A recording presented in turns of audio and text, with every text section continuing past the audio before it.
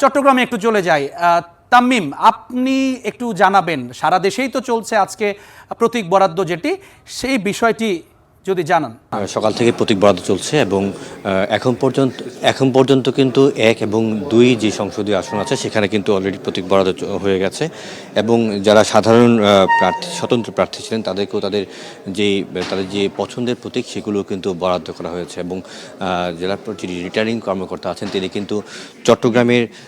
যারা প্রার্থী আছেন এবং স্বতন্ত্র প্রার্থী আছেন, দলীয় প্রার্থী সবাইকেই কিন্তু এই প্রতীক বরাদ্দের পাশাপাশি কিন্তু আচরণবিধি সম্পর্কে জানিয়েছেন এবং কোন কোন ধরনের আচরণ কাজ করা যাবে এবং কোনভাবে প্রচারণা চালানো যাবে, কোন ধরনের প্রচারণা চালানো যাবে না সেই ধরনের কিন্তু বিভিন্নভাবে তাদেরকে বুঝিয়ে দিয়েছেন এবং যদি আচরণবিধি লঙ্ঘন করেন সেই ক্ষেত্রে তাদেরকে তাদের বিরুদ্ধে কী ধরনের ব্যবস্থা গ্রহণ করা হবে তাও কিন্তু বলা হয়েছে। এছাড়াও তবে প্রার্থীদের পক্ষ থেকে একটি অভিযোগ করা হচ্ছিল যে চট্টগ্রামে এই মুহূর্তে বেশ কিছু ধরনের অনাকাঙ্ক্ষিত ঘটনা ঘটছে এবং অস্ত্রের ব্যবহার হচ্ছে, প্রাণহানির মতো ঘটনা ঘটছে। এই ধরনের ঘটনা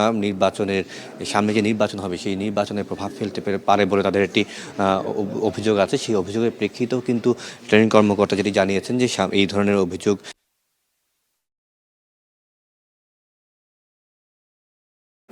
প্রতিদ্বন্দ্বিতা করছেন ৭ জন, যার মধ্যে বিএনপির নুরুল আফসার এবং জামায়াতের পক্ষ থেকে প্রতিদ্বন্দ্বিতা করছেন মোহাম্মদ সাইফুর রহমান এবং জাতীয় পার্টি থেকে প্রতিদ্বন্দ্বিতা করছেন সৈয়দ শাহাদাত হোসেন। এছাড়া চট্টগ্রাম ২ যে ফটিকছড়ি আসন আছেন সেখান থেকেও কিন্তু জামায়াতের পক্ষ থেকে নির্বাচন করছেন মোহাম্মদ নুরুল আমিন, গণ অধিকার পরিষদের রবিউল হাসান সহ ৭ জন। এছাড়াও এখন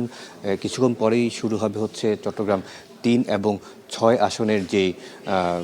প্রতীক বরাদ্দের প্রক্রিয়া, সেই প্রতীক বরাদ্দের প্রক্রিয়া আমরা এখন পর্যন্ত যা দেখছি তা প্রার্থীরাও সন্তুষ্ট তাদের প্রতীক বরাদ্দ নিয়ে এবং প্রতীক বরাদ্দের পরপরই তাদের যে চাওয়া পাওয়াগুলো তারাও তুলে ধরছে এবং রিটার্নিং অফিসারও কিন্তু তাদের সেই চাওয়া পাওয়াগুলো পূরণ করার জন্য সর্বাত্মক চেষ্টা করছেন এবং পছন্দের যে প্রতীক সেই প্রতীক কিন্তু তাদের বরাদ্দ দিচ্ছেন এবং আশ্বস্ত করছেন যে নির্বাচনে কোনো ধরনের অনাকাঙ্ক্ষিত ঘটনা যাতে না ঘটে তার ব্যবস্থা তারা নেবে এবং সামনে যে প্রতীকগুলো আছে এবং সামনে আরও প্রতীক বরাদ্দ হবে এবং তাদের যারা স্বতন্ত্র এবং অন্যান্য দলীয় প্রার্থী তারাও তাদের প্রতীক বুঝে নেবেন। আগামী কিছুক্ষণ পরে হয়তো আরও বিস্তারিত জানাতে পারবো এই জায়গা থেকে। চট্টগ্রাম থেকে এই ছিল আমার কাছে সবশেষ সংবাদ। অনেক ধন্যবাদ তামিম।